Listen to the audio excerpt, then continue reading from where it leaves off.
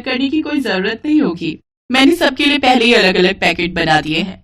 इतने अच्छे से सारा सामान पैक था कि सोनिया की सास और ताई सास बिल्कुल चुप थे। इतने मॉडर्न तरीके से स्टैंडर्ड के साथ सब कुछ पैक था।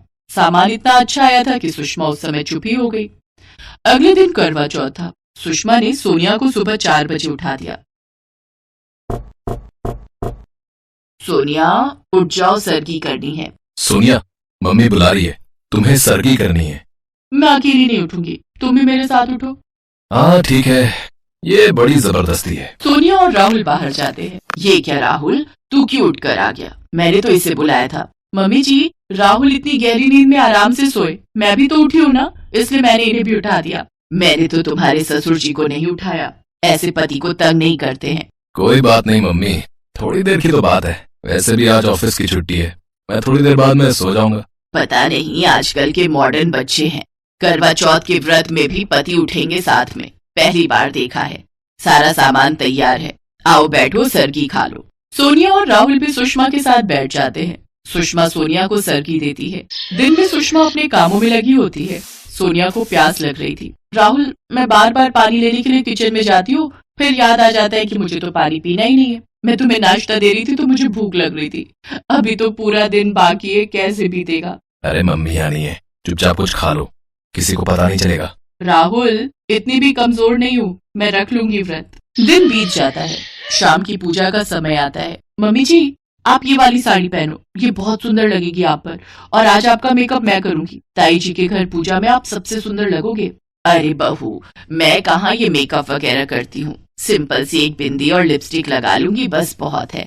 अब इस उम्र में मेरे से ये सब नहीं होता बहू। मम्मी जी, आज मैं कुछ नहीं सुनूंगी, मैं आपको तैयार करूंगी, बस देखना पापा जी देखते रह जाएंगे। अरे बहू, कोई फायदा नहीं है, कितनी बार बोलता हूँ इसे कि तैयार हो जा, मेकअप कर ले, पर ये मेरी सुनती कहाँ है भाई।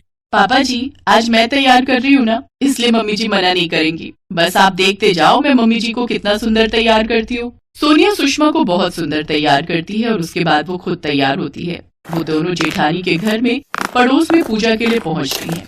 सब लोग सुषमा की बहुत तारीफ करते हैं। क्या बात है सुषमा बहन जी, आज तो तुम बहुत ही सुंदर लग रही हो, बड़ा ही सुंदर मेकअप किया है, कहीं पार्लर से तैयार होकर आई हो क्या?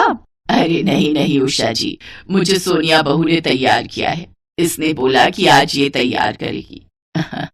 अब क्या ही करें, बच्चे मानते ही नहीं हैं। सोनिया ने तैयार किया है? अच्छा, क्यों, क्या हुआ जेठानी जी? रजनी की तो हिम्मत ही नहीं थी, वो तो खुद ही बड़ी मुश्किल से तैयार हुई है। बार बार बोल रही थी प्यास लग रही है, भूख लग रही है।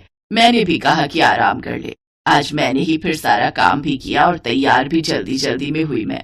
अपनी जेठानी की बातों को सुनकर सुषमा सचमुच सोचने लगी, सोनिया कुछ भी कहो दिल की बहुत अच्छी है, वरना आजकल की बहुएं, कहीं मैं उसके साथ बहुत सख्ती से पेश तो नहीं आई। बेचारी सुबह से भूखी प्यासी थी और मैं हूँ कि उससे ढंग से बात ही नहीं की। बेचारी ने मुझे तैयार भी किया, कितना प्यार करती है मुझे। पूजा खत्म हो चुकी थी। उसके बाद सब औरतें घर जाने लगी तो अचानक सोनिया को चक्कर आने लगे। एक काम कर सुषमा, पूजा तो हो चुकी है, चंद्रमा निकलने में अभी टाइम है।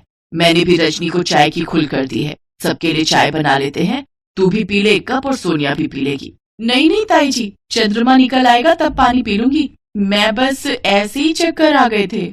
नहीं बहू, तुम चाय पी सकती हो, जेठानी जी बड़ी हैं, उन्होंने ही कह दिया है और साथ में मैं भी बोल रही हूँ। चलो हम सब मिलकर एक एक कप चाय पी लेते हैं, चाय पी लोगी तो तबीयत खराब नहीं होगी। बैठो जेठानी जी, आप सभी बैठो, चाय मैं बना लाती हूँ। रजनी तू भी बैठ बहू। अपनी सास का बदलता हुआ व्यवहार देखकर सोनिया खुश थी। सब लोग मिलकर चाय पीते हैं। उसके बाद सोनिया को थोड़ी राहत मिलती है और वो सुषमा के साथ घर आ जाती है। रात को दोनों सास बहू मिलकर खाना बनाती हैं और फिर चंद्रमा निकल आता है।